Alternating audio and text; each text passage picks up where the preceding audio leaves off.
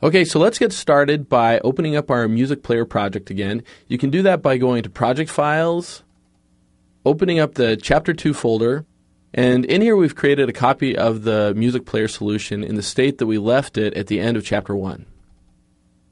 So if you open that up, and then open up window1.xaml, you can see that in here we have essentially the same application that we created in Chapter 1. The one difference is that I've changed the source to point to the music files that are in the same directory as the project. The advantage to doing that is that you can just run it out the door.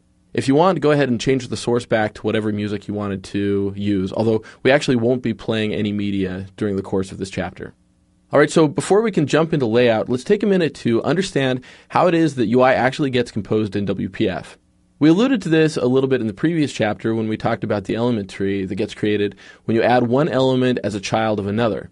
Element tree is a great way to refer to this, or you can also talk about it as the visual tree, and you might hear people refer to it that way.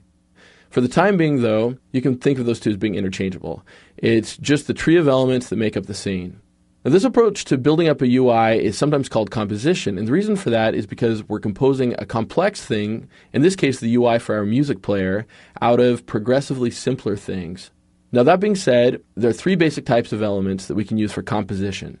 The simplest of these are sometimes referred to as leaf elements, and these are elements that can't have any children. Now, you don't need to feel bad for them. They find fulfillment in other ways. They're actually really useful elements. Leaf elements are the most basic building blocks in WPF. In our application, for example, the media element is a good example of a leaf element. The string that forms the content for our button could also be thought of as a leaf, although it isn't technically an element. The point is that neither of these can be more simple as far as element composition is concerned because they don't have any children. Other really common examples of leaf controls are things like shapes, like a rectangle or an ellipse, or text elements like a text block, or even simple controls that don't have any content associated with them, like a slider.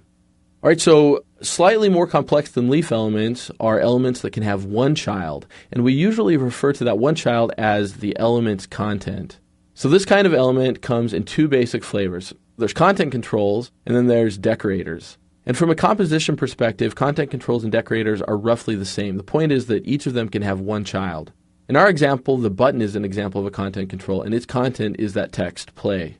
In fact, many of the basic controls are content controls. So examples of these are checkboxes, radio buttons, and even complex controls like scroll viewer that just have single content. Scroll viewer makes that content scrollable.